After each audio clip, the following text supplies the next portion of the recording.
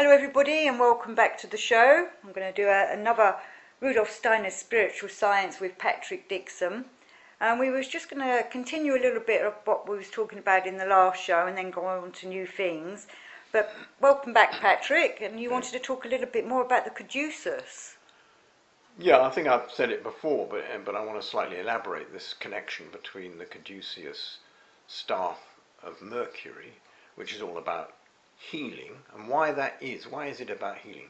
You can imagine these two crossing serpents rising up represent the astral body, the movement, and they're being drawn together by the central staff, which in the Hindu thing is the Sushumna Nadi, the central one, and the two out of the Pingala, masculine, Ida, feminine, are these forces of the astral body, which, if without the central staff, which leads into the higher ego, with the Sushumna journeys up to the crown chakra, these things will be taken sideways, but they draw, even though they're undulating still, they're drawn to cross each other.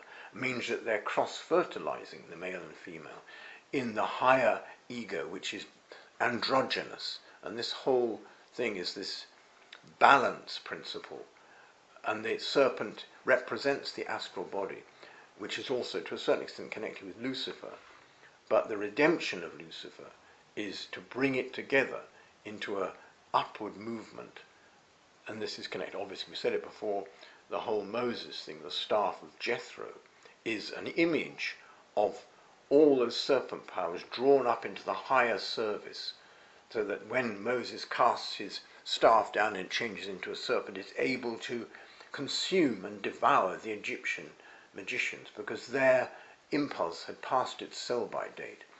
And then Moses would take the staff back, having taken the Egyptian, devoured them within it, and become then part of the greater staff. So Moses then takes the Egyptian wisdom, all that he learned through the Hermes Trismegistus impulse across the wilderness through the Ark of the Covenant. This is a case of transformation. It's not a case of translocation. It's not casting that wisdom of Egypt somewhere else as a sort of dark and useless force. It's taking it in and lifting it onto another level. And the journey through the wilderness of the soul as well, to its transformation, for coming down, preparing for the promised landing of the divine archetype template of the human being. So that's it. And this, of course, in all these cultures, you've got this idea of a central and then a balancing force. You've got in the Kabbalah the two pillars, the pillars of wisdom, the pillars of strength and beauty. In the middle, the central column. And you've got it in Steiner's statue, the representative of humanity on either side, these forces that will pull in a one-sided direction where they're not cohered through the divine heart. So it's all about the mystery of balance itself. How balance is the middle way, but the middle way is not the easy way. The middle way is the most difficult way, because you can all easily fall to one side or the other, into extremism, fundamentalism or reductionism. Can I ask you about, talking about Moses, you often see pictures of Moses, he's come down from the mountain, and there is the cross there with a snake on it. Yeah. Is that the same thing? Some people have asked me that. It is the same, in a way. It's the Asclepius as opposed to the caduceus, the one serpent, which is all about the healing. What it really is a symbol of the ego, the constant, and the moving is drawn into, around it. It's not allowed to pull that thing off. It's held, it's like a tune. It's like a tuned string that it can only sound a certain way. It brings together frequencies. So that was actually held up to the children of Israel because they were being bitten by snakes. And he said, if you look at this, you won't be bitten by them. Because it's acknowledging that there's something in us that we have to lift up. If we deny it, then it will bite us. It will, so... But as you were saying, because it's transformative, as Rudolf Steiner is talking about all this, it is an alchemical process. And I notice on ambulances nowadays, they do have the one snake going up the staff. So that's made sense to me now, because it is the snake of healing. Whereas the two snakes can be represented as... well, it's almost... self-healing through the power of the indwelling ego as well. I mean, Moses is holding it up outside, and you've got this one thing, which is saying, look at this. But the caduceus represents what is potential within the human being, is individually, you know. Because some people relate that to your spine, don't they? And it going up your... Absolutely. I mean, they're all, you know, in the spine there are all these archetypes of the you know, the way the vertebrae all slightly change their form, just as a serpent, even though it seems just to be like a worm-like form, is actually subtly changing its form and shape, and also the markings on it. But the way the nerves, there's so many images, the nerves that go from the spine into the rest of the body are rather like strings of a musical instrument. So you've got that idea also that the healing is all about music. And Raphael, you know, the angel Raphael talks about like you've got the keyboard, you know, because in a way, if you put the spinal column on the horizontal, you've got the bigger, heavier notes down here, and it literally gets, so what is spatially imaged in the heavier vertebrae, the lumbar vertebrae, is the deep notes on the left hand, and then you've got the right hand going up into the higher notes, you know, and the smaller vertebrae, and you know, and the nerves are like strings also of an instrument. So there are multiple images, you know, and as also working with the voice, you know, like the Maitreya Buddha will, you're relating that to, you're bringing out all these great cosmic archetypes that are in your body, laid in by the music makers and composers of the zodiac, into the power of the voice, and that will happen through the Maitreya Buddha. You know. And Steiner says that in the future, I don't know if he says it's spiritual science, but it's through music we can put across the means of spiritual science or the mystical path. It's going to be through music. Oh yeah, definitely. I mean, because music is, you know, because you've got all these different frequencies, which are both can be spatial and time. You know, they represent the great rhythms of evolution. If you know, one of the great stories is the Beethoven. This idea that Beethoven, Prometheus was a manifestation of what would become Beethoven. And that interesting thing, you know, the idea that Prometheus was chained to a rock and an eagle was feeding off his liver. You know, I've said it before, the liver is the composer in the chemistry of the body. It, you know, other stomach and left-hand side breaks things down. The liver really brings them together, synthesizes new substance. And this was something, and the ego and eagle of Beethoven was feeding off the mysteries of the vast harmonic cosmic of the liver, as in all the organs are full of, and this is changing it into music. But he kind of paid a price for that, you know. He lost his outer hearing, but he could still inwardly hear because he was listening to the transmuted forces of his own liver, you know, which is so yeah, I mean, the music is, for me, music is the least polluted by materialism today of all the arts. You know, you can hear some modern classical music, it's brilliant, some of it's still really touching soul and spiritual concepts. I totally agree with you on that. I actually went to a concert the other week that was Rachmaninoff, but to hear it live rather than just listening to it on a CD was totally different, gives you a totally different feeling. It's the being there, and okay, it was still through electronics and acoustic, through microphones and things, but it still had a big impact, and you could feel it vibrating through your body. Yeah, because it's also vibrating through the bodies of the musicians. You know, you're sharing that experience in a much more profound way. You know, being a musician it's a very interesting destiny. You can imagine groups who've been for years and years as orchestras or quintets or quartets after death. It's almost like that's what they're speaking. They're having a musical conversation. Your cosmic mysteries are passing through them through this music, and they're preparing that for an after-death experience too. I have massive respect for, you know, even the average violinist in an orchestra is highly skillful. You know. One of the questions that was asked to me after our last show, which I wanted to bring up, where we were talking about serpents and serpent mythology, they were asking why in the Garden of Eden is the tempter always represented as a snake? And does it say that in the Bible? And I went and reread that, and it does say that the serpent came, but what would you say about that, or that it's the snake that tempted them to take the apples? Well, it's because a serpent represents the fallen astral body. It's got movement, but it hasn't got direction. It hasn't got, it just goes anywhere. And that's, whereas, when you see in the Caduceus, you see the serpents being raised up.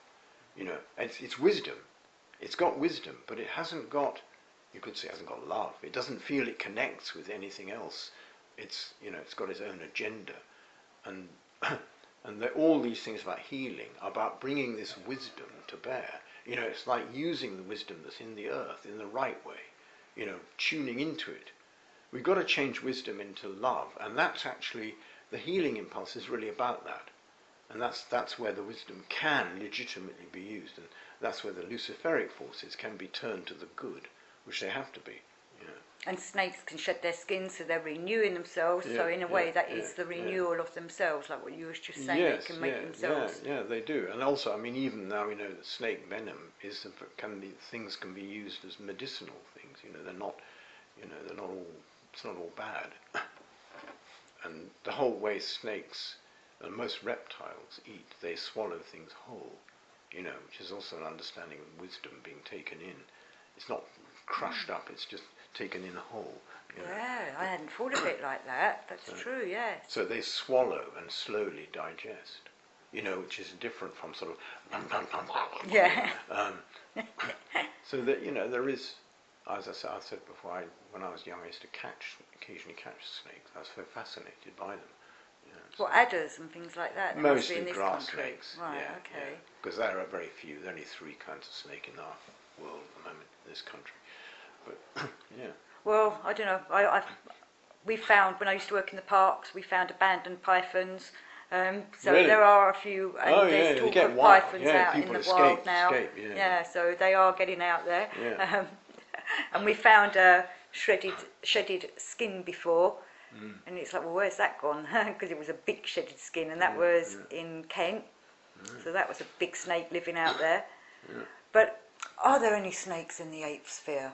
Well, we're talking about the 8th sphere. What I wanted to say about the 8th sphere, which I didn't really go into, is this whole idea of making spheres. This, we have, through materialistic science, we've got this idea. We have our lithosphere, the physical Earth, and you have the atmosphere, the layers of the atmosphere, up to the troposphere, the stratosphere, the ionosphere.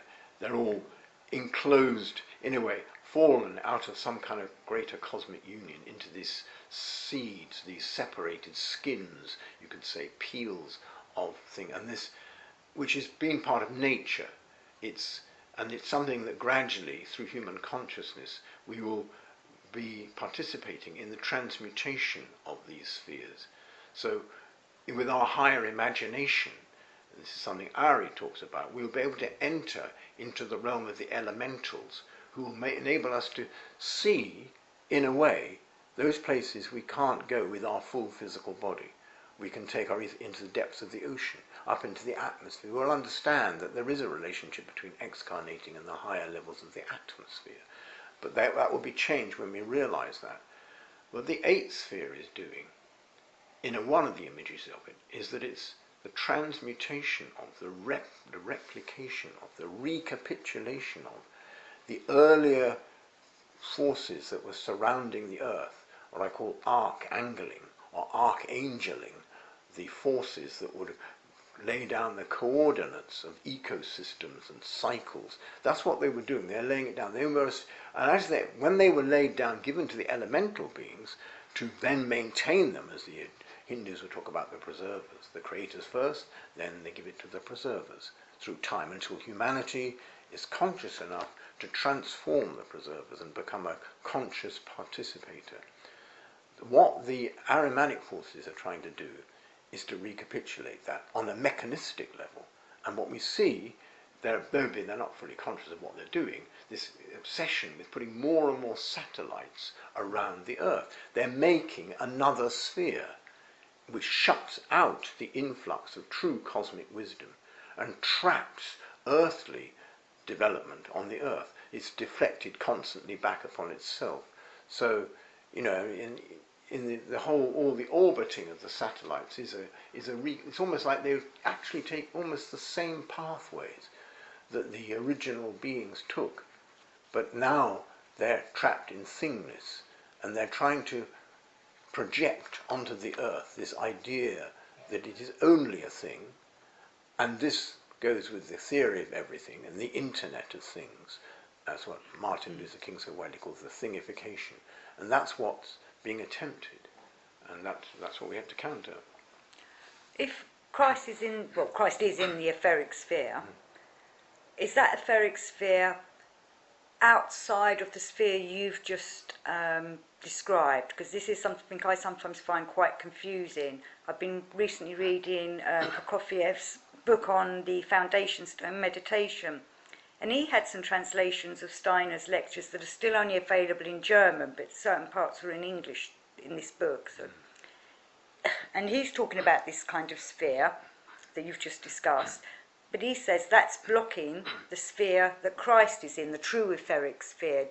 Could you speak a bit on that? And that's why we can't always get to Christ. That's why we have to work on everything, because that dark Aramanic type sphere is blocking it. Yeah, of course it is. I mean, that's what it's, but it's attempting to do that. And what I would say is it's only the true Christ principle, force, beingness, that can transmute it, overcome it in a sense. I mean, that can pass through it. I mean, that's one of the great sacrifices. That's one of the great experiences in Gethsemane, a foretaste of that.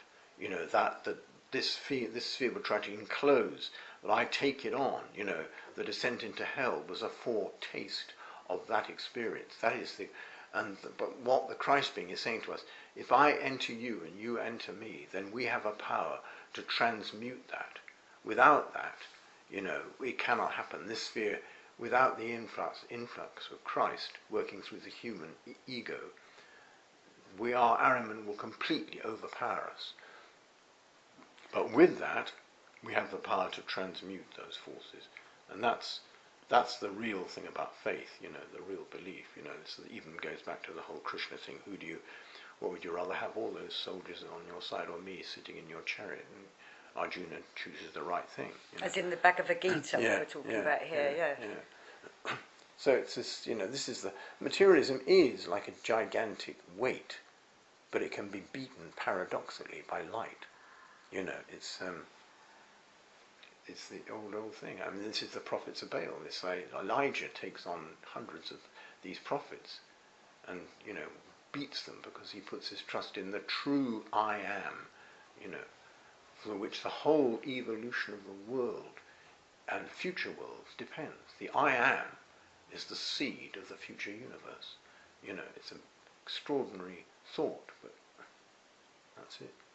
I find fascinating about the Elijah stories, because I gave a talk here at Steiner House on Elijah a few years ago, and I've always been into my megalithic stones, but then when I was doing the research for this talk and reread it all in the Bible properly, Elijah actually sets up 12 stones before and then puts the fire on top, and it kind of sounds like a stone circle. Can you comment anything on that? Yeah, well, of course, that. I mean, the number of stones is very significant. He was setting up, interesting enough, I was going to talk about this sort of thing in Saturday, connected with the mystery of technosophy. What he was setting up was a receptacle of cosmic forces. We know that our technology is all about hurling earthly, intellectual things into space, into a space which you've already voided in our minds of beingness in materialism. What Elijah was doing, he was setting up something on the earth that would bring down the cosmic life and consciousness into an earthly place, even which had become mineralized. You know, so it's bringing, but if they're arranged in a certain way, like 12 in the zodiac, then he'll bring down all 12 forces and can then bring about a fire, which is not unrelated to Moses' burning bush. You know, the same thing. It's the higher ego as a force manifested in the outer elemental world before it's truly within. Because it wasn't yet truly within as it is now in the human being. Even in Elijah, he was taken up in a fiery chariot, which was the chariot of his higher ego, into the higher worlds. So, yeah, all these things are connected. And just to add to that bit of you saying about the chariot, I've often had people ask me about, well, what was it that Elijah gave to, no, it's not Elisha. I've forgotten his companion who asked for something from Elijah, and Elijah kind of gave him it sounds like a cloak, but I feel like it's a sheath of maybe his... Yeah, it would be something like, they're all symbolic of, say, the ether body, or an astral body, purified, as beings get to a certain level of development, they can really objectify parts of their own being. We know the famous thing about Zarathustra giving his astral body to Hermes Trismegistus, and his etheric body to Moses. Because at such a high level, because he can do that, he then goes on to an even higher level, Zarathustra. And then out of these particular gifts, massive cultural impulses take place, in Moses. And so with Elijah too, what he would have given would have been something he developed, he hands on to another being. And that's what, in the higher worlds, like a great teacher comes down and gives a great teaching. He's taught by one in the spiritual world. He comes down as a pupil, gives a great teaching. Then the original teacher, comes down and studies again what's happened to his original teaching and takes it even further. So there's this constant process. And this is partly to do with the mystery between Rosenkreutz and Steiner. Yeah. Maybe we could go a little further with Rosenkreutz and Steiner on that level then, because they talk about Steiner obviously was following the Rosicrucian path, where Christian Rosenkreutz, like all of us, have been given a sheath of the Christ, haven't we? Everybody has it in their hearts, but it's whether we awaken it.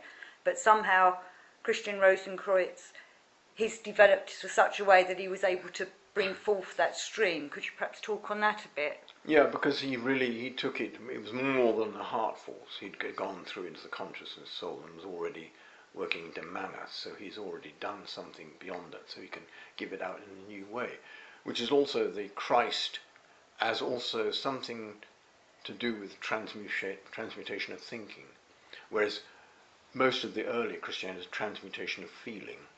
There was separate thought, there was scholasticism, but there wasn't really the idea that thinking itself, one of the great things that the Catholic Church tried and the Jesuits tried to stop, is the idea that we can think ourselves into the spiritual, that thinking can be spiritualized. The idea of a spiritual science. But that's what Rosenkreutz was about, which is also overcoming the death forces, because you're taking the continuity of consciousness through the gate of death, and you're carrying on this faculty in a new way. Is this the same as the cosmic intelligence that we're supposed to be receiving from the Archangel Michael, or Michael, as they say in anthroposophy? Is that the same thing, the cosmic intelligence? Well, in a sense, what that is, it's like a sun forced to a seed. We have the seed, which grows, under the influence of this cosmic intelligence, and then it becomes humanly imbued cosmic intelligence. You could say almost like the leaves of a plant. They're photosynthesizing. Archon is psychosynthesizing. It's bringing in cosmic and bringing up the earth, because the leaf activates forces that draw up substances from the earth and change them into activity. So it's all, yeah. And earlier you mentioned Ari. It's Ari Forrester. I've got audio versions of his book on this channel by his permission. And he's talking about going into the spiritual and elemental worlds through the techniques of Rudolf Steiner. And we were earlier mentioning Hilma af Klint. And for those of you who know of her art, Steiner said that she was before her time. But she was apparently, these artworks are representing the spiritual realms. Can you talk a little bit about that, or what do you think? Yeah, I don't know that much about her art. I've got that feeling. I've seen a bit of it. Certainly, she was countering the general tendencies that were happening. The beginning of the 20th century. There was all these fractions fragmenting into various isms, which were all explorations, but I felt they missed because there was a kind of built-in denial of the spirit, which went with the whole kind of materialistic scientific thing that happened in great intensity at the beginning of the 20th century and the end of the 19th century. Steiner talks about the fall of the spirits of darkness that bring these concepts that we can separate our feeling and we can just study externalities. And I've got the Fall of the Spirits of Darkness. This is an audio on this channel if anyone's interested in hearing that or read along with it. So maybe we can go to the Fall of the Spirits of Darkness. Obviously, Steiner was talking in the past about how the big battle between Michael and the fallen spirits happened in the 1800s. And some people have asked me before, what does he mean that when Michael won this battle, he sent all these fallen beings down to earth? Is that like a new set of fallen angels? It's not the ones that were talked about of the past. This is a new set of beings, is it? Or are they... What in would a you way. say? I mean, of course, in the very early concept of the fall, the beings that were cast out of heaven for all sorts of reasons. This is slightly different. I mean, this is an inoculation of Ahriman more into world evolution. So, and some people say, why? You could say, this is translocation.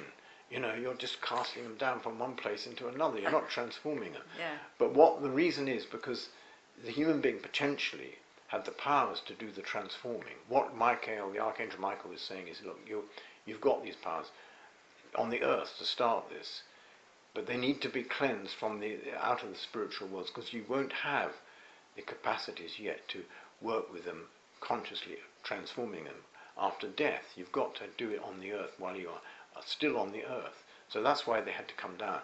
And with that also, came the problem that they did inoculate human consciousness with a very strong materialistic bent, which we see in the sort of beginning of the physical physics of that time, whether it's quantum mechanics, whatever it is.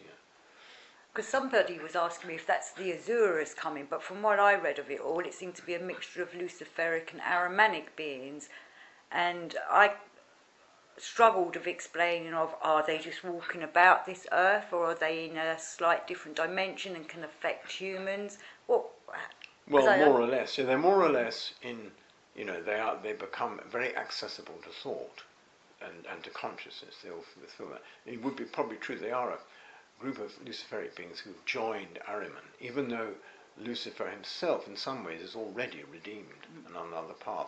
Many beings joined Ahriman and his agenda, which was to prepare the earth for the incarnation of Ahriman and the replacing of the Christ with Ahriman. That's really the aim. Because many people think that this is happening now, and it would be on that balance, wouldn't it? If Lucifer was 2,000 years before Christ, then Ahriman would be 2,000 years after.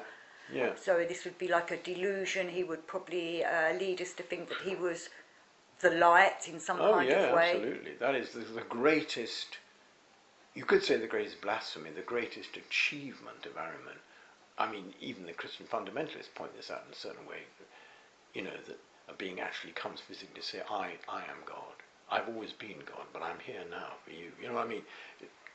I saw this film about this gigantic hologram of a man standing, all these people bowing down. It was very simplistic in a way, but it was also very spooky.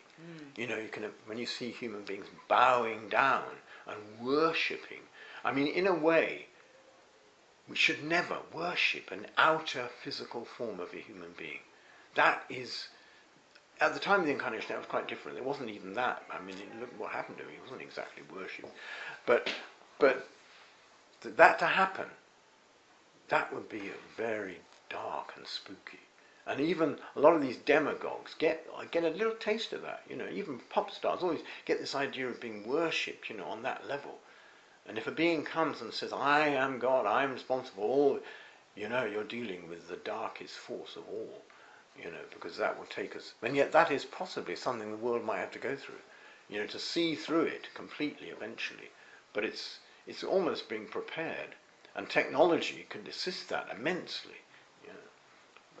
But as you said, that would be an ego type of thing. So it's a corrupted ego doing that. So it could even be just, it sounds awful saying it, like a mentally corrupted person. Or it could be a being making that person do that. But as you were saying about the giant holodeck or something, I was trying to think of how they could do all this, but they have the technology to do that, to bring forth a fake alien invasion, a fake God, a fake arrival of the Christ. Yeah. But that would be Ahriman through technology, wouldn't it? Yeah, I mean, one of the things I said, you heard I was talking about this, that in one of my dramas, is that in the future all children will be born in sort of hospitals, in clinics, because then in them they get an implant, and they have to have that. And some of them get a very special implant. They get an implant, this is before the appearance of the God, as I say, of a picture of a being and a recording of the voice.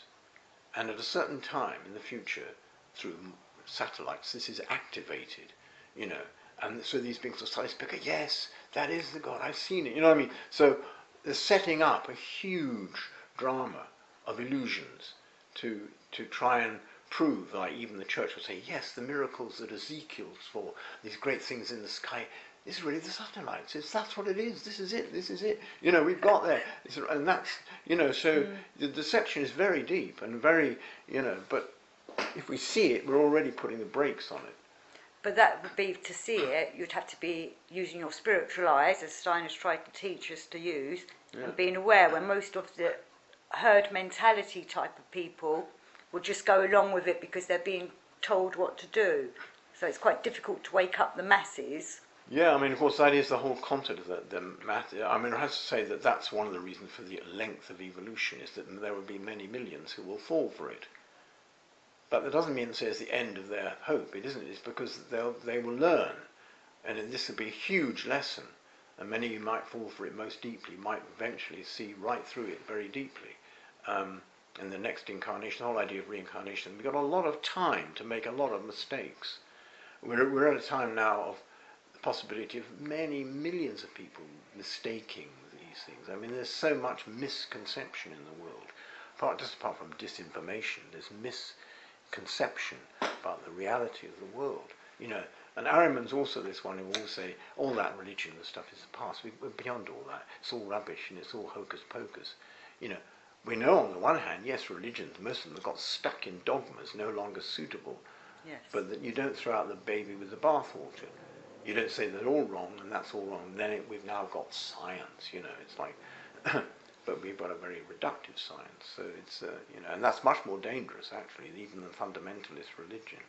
Well, the rational society, isn't it? They're trying to make everyone think rationally. So, like you say, religion would be seen as hocus pocus. Yeah. Or I know at some point they'll probably say people that have a spiritual bent have mental health issues. Yeah. That would go into this idea of a vaccination, which is not these COVID. That's not it. But when the National Health Process doctor says, look, we now know that the soul it's an illness. But we can get rid of it. We can give you an injection. You wouldn't think that. That would be the time. Then you've got to say, I'm sorry, I don't want that injection. They say, you've got to have it. Kind of. But it's that's the sort of level on which it has to work.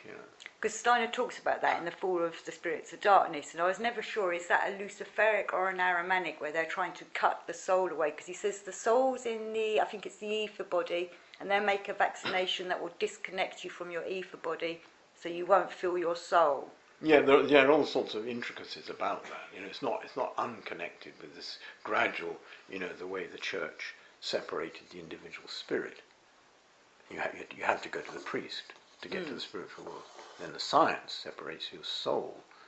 So if you want to get any affirmative, you have to go to them. They'll give you the explanation of what you feel. It's all just about hormones and chemicals in your brain. That's what it is, So it's a gradual trajectory towards this total denial. And that's built into the Ahrimanic scientific world conception. As I always say, that is the overarching thing which is being taught, imbibed by people all over the earth, at this time. But there are forces that are countering it. That's no doubt about that. But we can only feel that if we're working upon ourselves. And I was wondering if maybe that's why Steiner was talking about the arts will help the spiritual path continue, because we could subliminally put into our art, because we're both artists and I'm sure many of you are, for the people of the future, subliminally put in some kind of message. Yeah. Art is great because it's indirectly direct. It's like a tree. You know, a tree is, it doesn't have to, it's not on a pulpit, but it's there. It's a power that exists. It doesn't have to say what it is. Everything about it is saying what it is and what it does. And art, I personally believe that art, we need to renew the archetypes. I would say it's like the Jedi. You renew the cosmic ancient wisdom. And that is connected also with another subject that Ahriman has snaffled for himself, is mathematics. I mean, sacred geometry, the idea of the higher divine mathematics is something which really heals and makes you breathe properly.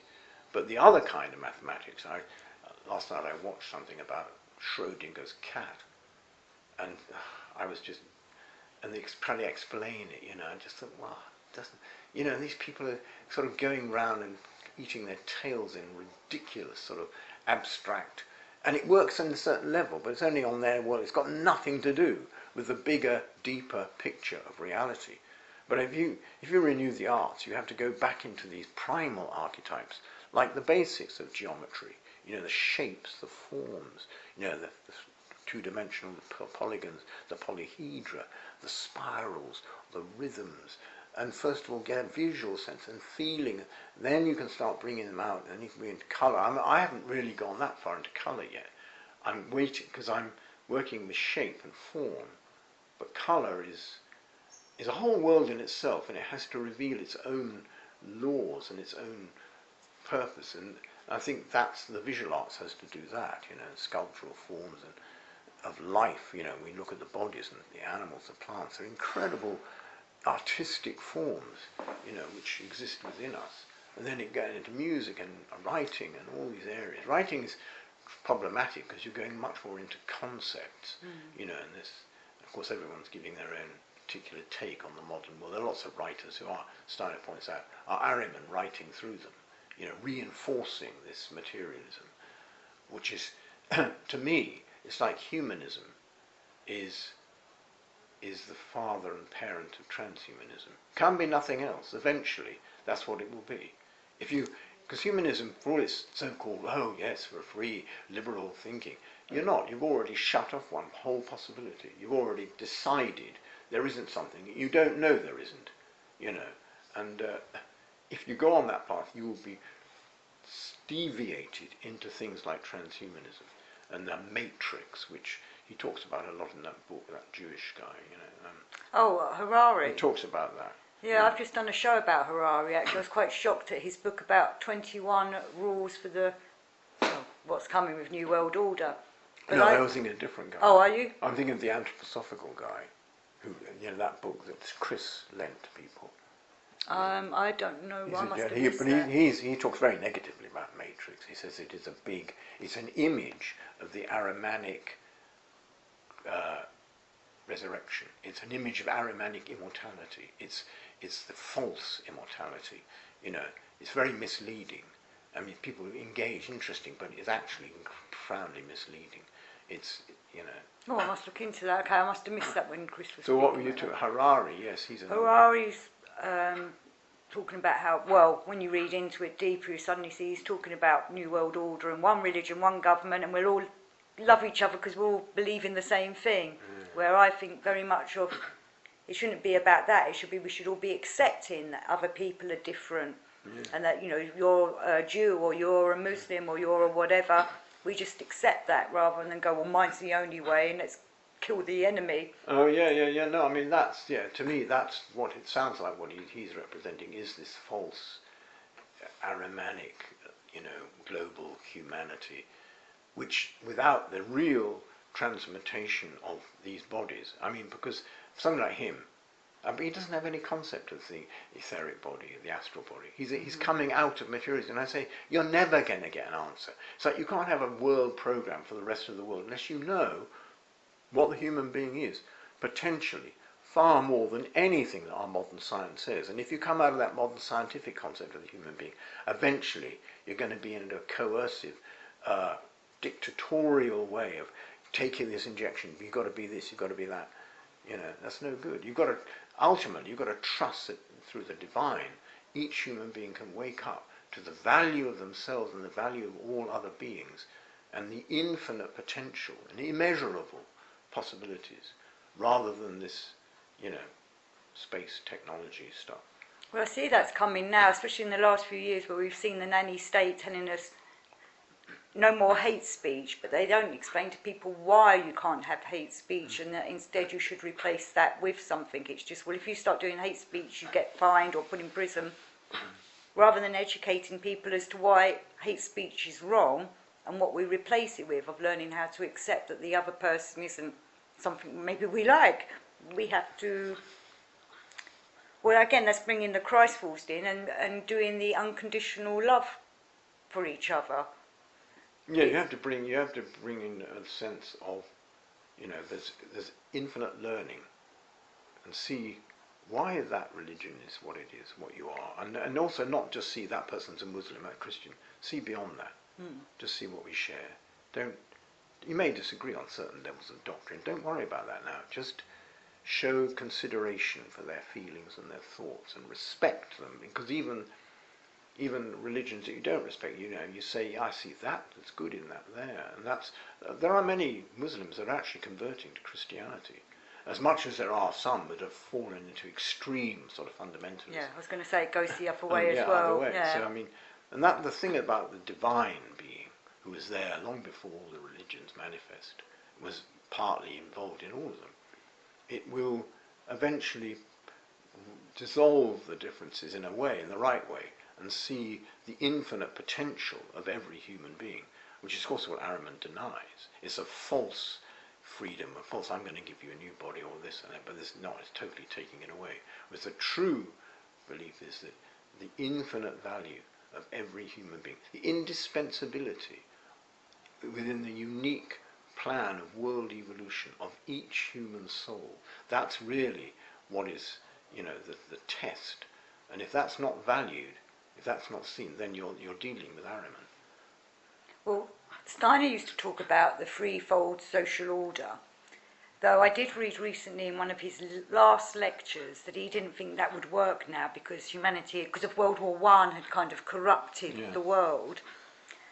So there's still a need to find a way where humanity can all live together in a governance, understanding each other's religion, education and such like. But it still would have Ahriman, maybe not Lucifer, because like we were saying, he's supposed to have been redeemed and found the light, and should be helping us with the knowledge, the spiritual knowledge, shouldn't he? So how do we stop Ahriman corrupting us? Well, this is where it comes in, this concept of moral imagination. You've got to imagine changes. You've got to imagine the best first. So if you imagine the best in another human being, you might have had a big quarrel with them, you've got to imagine making up and reconciling. That imagination isn't just fantasy. It actually becomes a real force. The exercise I often give is that imagine you're in the African savannah, and you imagine, and then suddenly, click, you will be in a real part of it. And then a being who's walking through that will pick it up. They'll pick up something in that space. Even an animal will respond to it. And what that's showing is that the human imagination is the first true agency that we'll have in the spiritual. And it will work over the earth. And that's what we've got to do, and that's what we've got to trust. We bring the right imaginations, we let them go, and they will have an effect. And this is the true positive thinking. It's not just, I want to get more money, give me more money in the universe. That's New Age corruption. Yeah. Because the real one is done for the sake of the true picture of world evolution. And that's the potential. Of course, that is a power that is seen as fantasy and hocus pocus by mainstream, But you don't take any notice of that, because you can prove it to yourself how these things work. And I'm glad you said it like that, because I sometimes find it difficult to explain it to people, because they just keep coming back going doom scrolling or doom and gloom. So I try to explain something, but you're putting out them doom and gloom thoughts. I know it's nice to sit there and see the world, everybody's holding hands, but it is a good thing to try and put that feeling out there of we're all getting along, we're all working together. Yeah, of course it is. That's absolutely I mean, that's got to make. There's a subtle difference between Ahriman's idea of world goodwill, which is actually seen in a lot of religious manifestation, and the real one. There's a difference between, say, 2 or 3 gathered together in my name. In a way, it's quite incremental. It starts with. It's not when you see massive crowds, when you see them all go, oh yeah, this is the one. That ain't the one. It's just, and it's happened in the sort of the last century so much with some of these gurus who've got all these followers because they were so thirsty, because they'd lived in this dried up Ahrimanic intellectual West, so they would gulp down anything that the East brought to them, and it's distressing. And so that's where it's got to be quietly recognised, the value, because it's also not just I want the feeling because I'm so dried out all this thought. I just want feeling good, No, I want to understand the deeper thoughts and mysterious new thoughts which truly nourish the mind as well, which then goes into the heart. I've seen mainstream media use it. I remember as a child being quite shocked to see a Coca-Cola advert. Sorry, don't want to advertise Coca-Cola, but it was them that did the advert of we've got the whole world in our hands and everyone's drinking Coca. They sang that song, which was great that they put that song forward, but it's just such a shame it was about that awful drink which does poison you people. Absolutely. But that's the kind of imagination we should be putting forward, but without that pop drink in our hands. Yes, I mean that is it, because that was such a this sugary sweet, and the whole idea of Ahriman this idea of being able to simulate love. I mean, this is what a lot of these great gurus do. They simulate this good feeling, love, wonderful, I am, and people, because they're so deprived in this Ahrimanic West that they, my mum didn't love me. Oh, somebody loves me. It's like that's what they do. They create a desert, and then they look at the oasis, and the oasis is very alluring, but it's poisonous. So. And I see that a lot with people. I do see people are looking for love. I myself was as a youngster when I did my own family problems and such, like I went looking for replacement familial love. So I do see why people get caught up with gurus and things like that, which is why I like people like the Steiners or the Gurdjieffs or whatever. They're trying to encourage us to do it ourselves. They're giving you the first steps. Yeah, I mean that if you really develop yourself, you're not alone. You have soul connections even across the threshold. But if they, I mean, this is the whole thing. Family breakups what create these terrible unfulfilled needs. You get early needs which are not fulfilled, and then the rest of your life you're constantly you latch onto people because you think they're going to fulfill your need. A lot of males go for the mother figures. And it gets mixed up with a normal kind of relationship. And of course, the one thing that usually drives people away, a woman, is that if this man is get needy. So all those things are interconnected. But what we need is within us through this divine being. And then when we overcome that visceral need, we can then be something useful to others. We can be a source of wisdom and assurance to other human beings. I mean, I've been through, I've loads of times got hooked on people, desperate. It took me a long time to get beyond that. It's sort of, and you know that you're putting the person off, this idea that you want somebody, you think you want to own them, possess them, and the more you go towards them, the more you drive them away. This whole ridiculous thing. It's kind of, But we're all doing it because we're looking for the wrong type of love. But again, that's being put to us through media anyway, of trying to drive us, in the pop music, the movies, such like We Know It, of it's trying to tell you, you need, that partner and should be all loved up. Yeah, but there is a great mystery. I think I've said this before. Is this to do with this idea? On the one hand, you get this unfulfilled needs. You like the child wants to be an adult as well, and the other thing is this whole romantic thing, which is a lot to do with a being coming through. I mean, a being coming down who wants to be born starts to illumine the potential parents, and this can cause, literally draws them together, and it can be a great attraction, and then it can be sabotaged by a problem with one of the parents' early childhood experiences. So, but that romantic feeling is not just the parents; it's the the divine innocence, the beauty of the child, the being that's coming, that is shining through both of them and drawing them together. So it's, and then this love, this being is actually a dome of love upon the two parents, is drawing them together. And then it descends into the chakras, into the physical. And then when the child is born, then they become the dome of love over the one that's there. So to understand how these forces work will be because also there's a very strong aspect of Luciferic forces who work into the romantic thing. So to understand them would heal so many people for these terrible sort of psychological attractions and addictions they get to other human beings, stalking people, all this stuff is, I know, I've had it all myself, I've been through all that stuff, Yep, same here. And I also think that a lot of people get influenced, I remember as a child, well not as a teenager, growing up reading the girl magazines and the women magazines, you must find your ideal man, blah, blah, blah.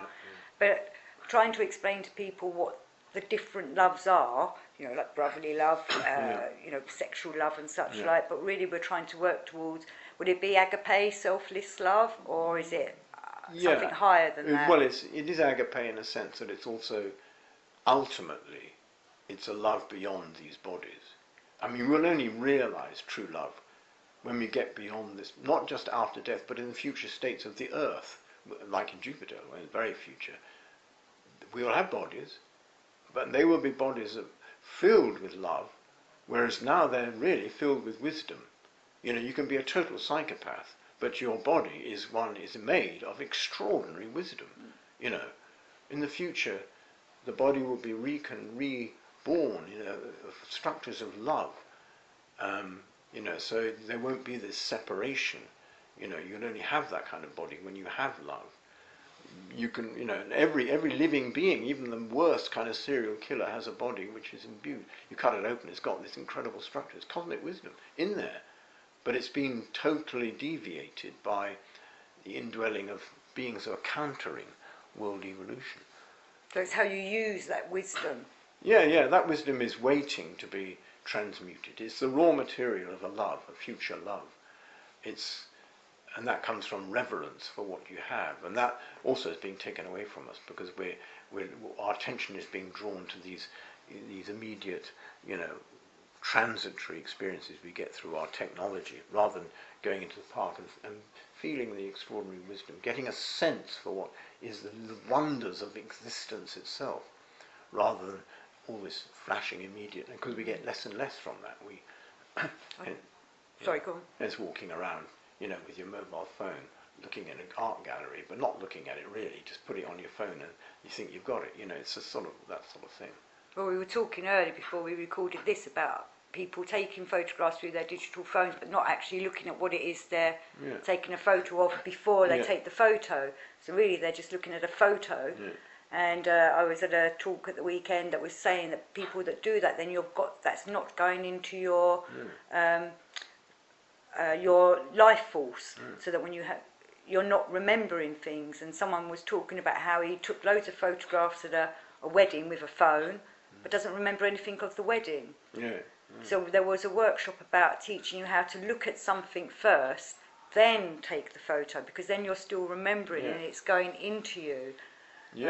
So why are these phones and digital screens making us forget things? Well, because in a way what they are, because they have a memory, they're actually a substitute for the etheric body.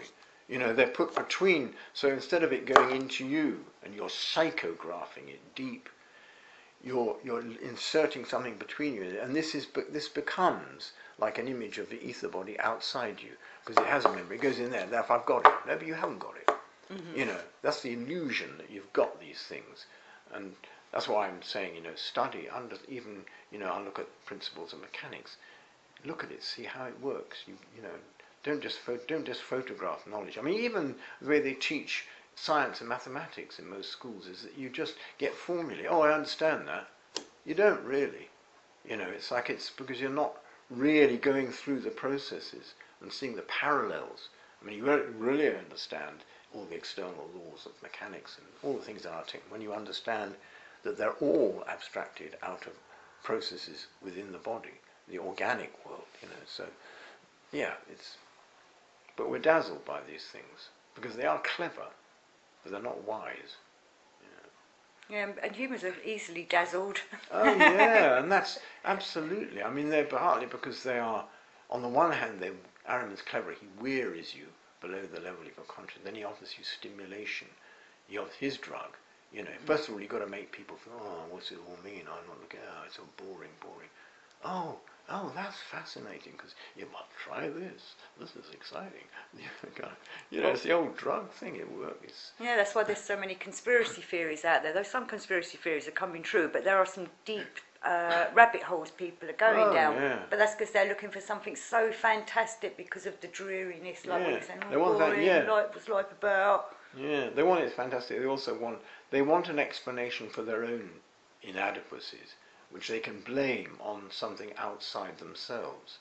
And that's, yes, we know there is a conspiracy on a vast and very deep level, but it's also initially a very essential part of our world evolution that we work through it and discriminate. Then there are all these aberrated things like, there's a paedophile ring in this pizza bar in Washington.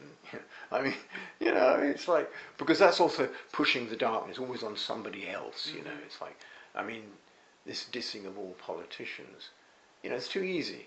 It's a hard job. A lot of them, I think, do it as well as anyone else. It's very easy to say, oh, that person's this, that, and the other.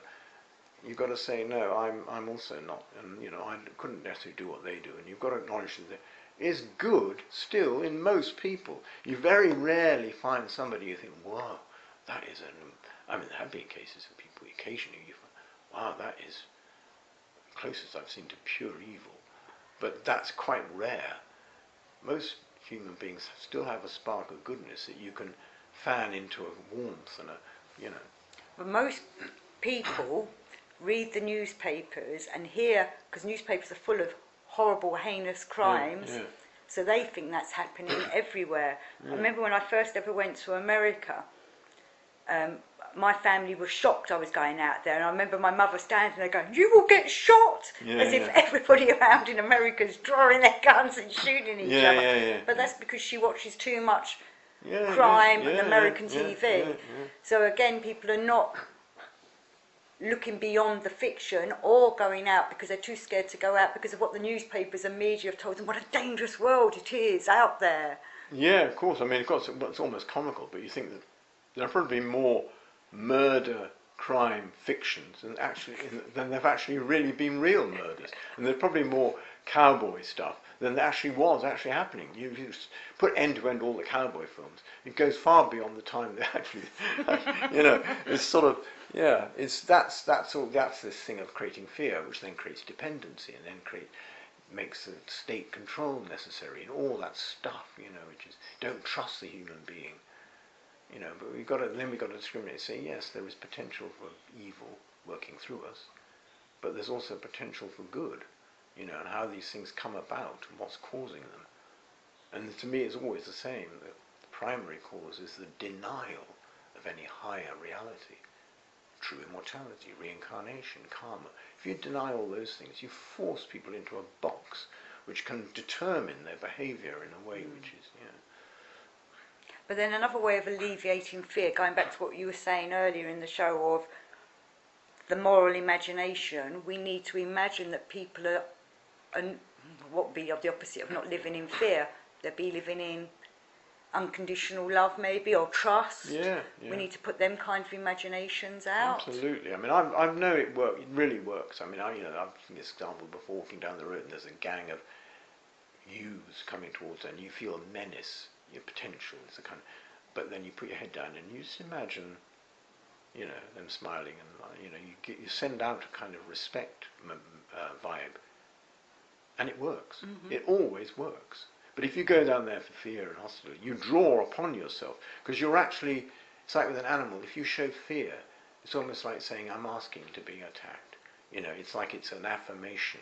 I know what you are. I'm defining you, and then they say, okay, you're defining me, all right, I'll give you that, so it's really a change. It's like, that's white magic, really, when you project onto something opposite of what your initial fear is, and it works, it does work.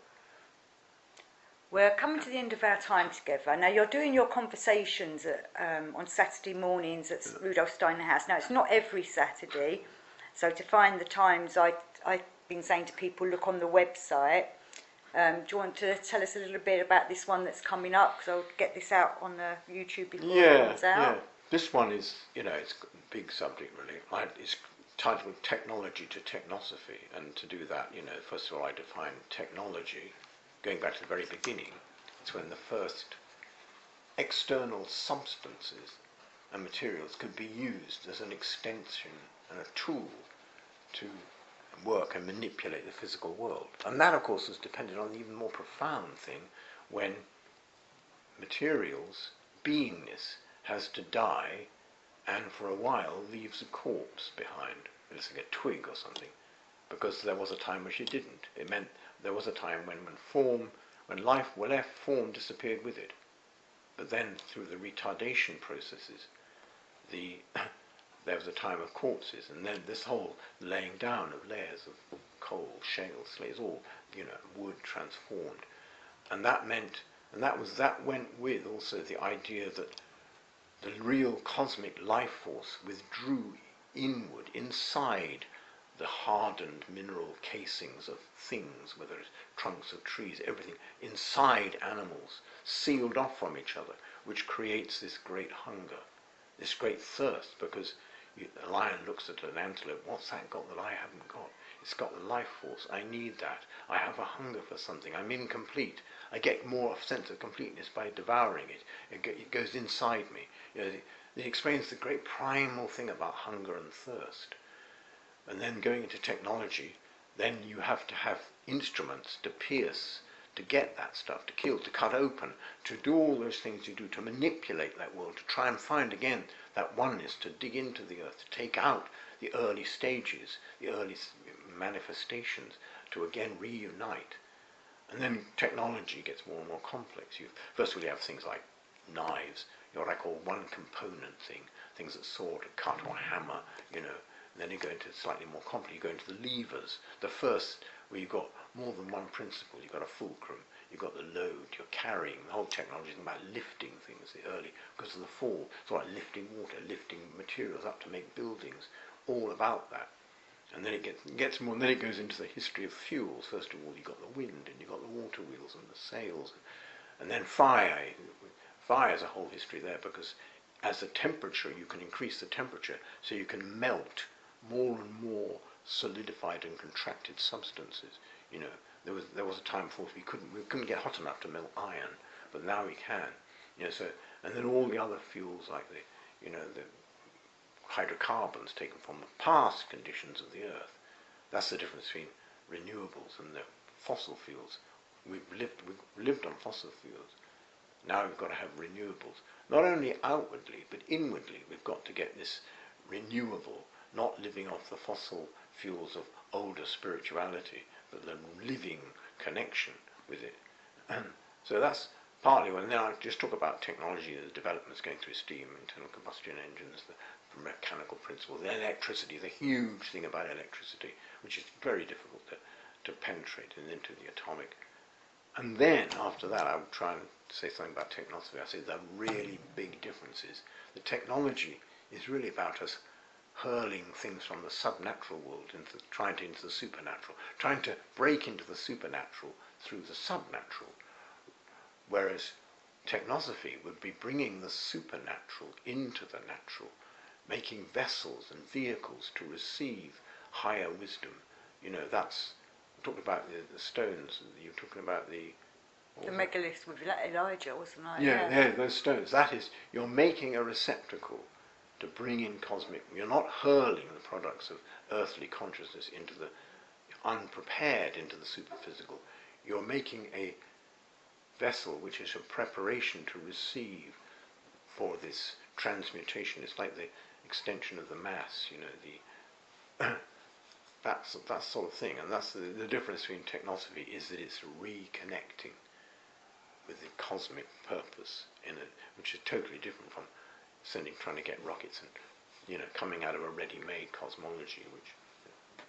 That's going to be an interesting conversation. That's Saturday the 20. That's Saturday, this next Saturday, which is the 19th. 19th of Yeah, October. Yeah. But you also do other conversations throughout the year, so do check the website. Yeah. So I want to thank you very much, Patrick. I'm going to sneeze. Oh, no, I'm not. Thank you very much, Patrick, for being part of this show. And I look forward to doing another one with you soon. Yeah. Anything else you wish to say before we I can't sign think of off? anything at the moment, but... But for next time. Yeah. Thank you, everybody, for listening.